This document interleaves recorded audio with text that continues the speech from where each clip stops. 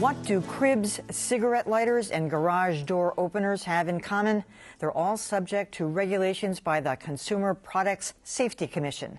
That federal agency is also responsible for recalls like this one, issued in 1996 on 12 million Lane cedar chests manufactured between 1912 and 1987. The reason was a locking mechanism that prevented the chest from being opened from the inside. These chests have been blamed for the suffocating deaths of 6 children, and almost 20 years later, they are back in the news because of 2 more deaths. 8-year-old Lexi Monroe and her 7-year-old brother Sean of Franklin got trapped in a Hope chest while playing. Authorities are calling their deaths a tragic accident. Now, anyone familiar with a similar chest is being urged to replace the lock, but how much of the responsibility for product safety rests with the consumer, and how liable are manufacturers?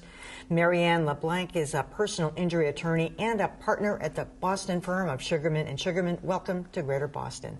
And Marianne, just coincidentally, you happen to be the owner of one of these Lane chests, and you're telling me you've had it for more than 25 years. Your husband gave it to you before you were married.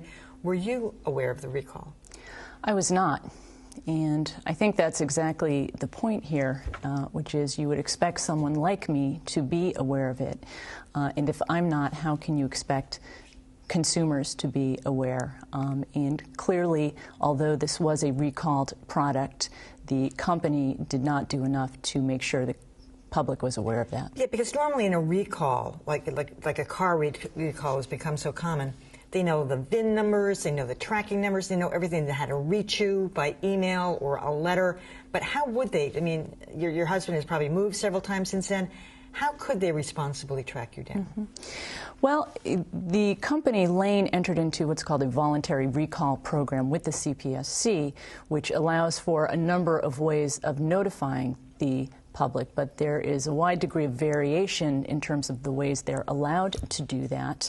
You know, clearly it hasn't been done because there are 6 million estimated chests out there that have this defective locking mechanism. I mean, your kids are older now, but thinking back, you still own a chest that locks from the inside. It's airtight. It says right here in the literature that that's one of the beauties of the thing. It's airtight, so if you put something precious like lace or something in there, it won't rot or mildew. I mean, do you think now that could have been one of my kids? Absolutely. Absolutely. This was defective at the time it was designed. You've got a box that can fit 2 children in it. That what happens is you lower that top and it latches, and you cannot get it up unless you push a button from the outside, and there's no way to open it from the inside. And there's also a key. There is also a key that you can lock from the outside. Now, some products are really aggressive in their recall. Of course, the infamous one being Tylenol. That was a little different. It was poison, and they had no idea where the poison was coming from, what shelves it was on in any pharmacy in America. This is a little bit different. But companies are understandably reluctant. Like Toyota had that big recall that they did with the acceleration issue, which was kind of never really determined what was going on there, whether it was the mats or something else. But they protest because of what? The expense? Well, that's part of it. Certainly it's bad publicity for, or at least some companies may think it's bad publicity, but you know, the onus really should be on the manufacturers, number one, to design out any defects to begin with, and then once they become aware that a product is defective, once they become aware, as in this case, that 1 child has died, it's on the manufacturer to get that word out and to make sure people know about that. And in this case, as you probably know, Lane was actually fined $900,000 by the CPSC because they did not promptly report this, and they should have. But what about now? What's going to happen to them? I mean, there are millions of these chests still out there. They paid $1 million fine, which is not that substantial. Will they be liable again in this case? Well, they certainly can be. You know, at this point, there are many facts that we don't know. We don't know where this was manufactured or sold, but certainly under Massachusetts law, a manufacturer can be held liable for its defective product.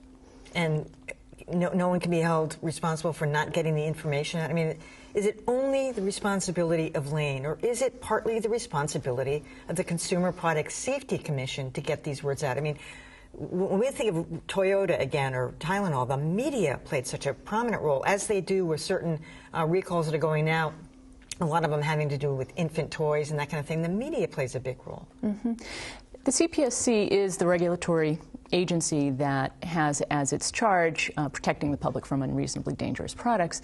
And in fact, they are right now in the process of strengthening the rules that they have on voluntary recalls. But if you think about the number of products coming into the U.S., think about the products coming in from China. We can't expect the CPSC to do it all. The onus really has to be on the manufacturers to keep their products safe, and that when they become aware that their products are dangerous and defective, that they've got to use all reasonable efforts to make sure the public is aware of that. This is unusual, let's face it. A Hope chest has been for memorabilia, blankets, that kind of thing. But I was looking through a list of things that are most frequently recalled, and they are either children's toys or children's things like swing sets or some kind of carry-all, or shades is a big thing now. You know, so the kid can't get choked in a shade, but it's all involving children. Well, it's foreseeable that children are going to do things, you know, with the box that they can get into. You know, there's a long history. It used to be refrigerators that would latch, and there were children who died in refrigerators, car trunks. Obviously, it's a different standard when you're thinking about what children may foreseeably do. Can you unhook a refrigerator these days from the inside? I believe they can all be pushed out. Exactly. That's good to know. I'm serious about that. And there are regulations where if you're putting the refrigerator out on the side of the road to get rid of it, you have to leave the door open. Door's got to be off. I know that one. All right. Marianne LeBlanc, thanks so much for that information. Thank you. Well, as we've discussed, it's not easy to stay on top of all the product recalls out there. We've compiled a list of resources on our website to help you flag potentially dangerous items in your home. Just head to WGBHnews.org.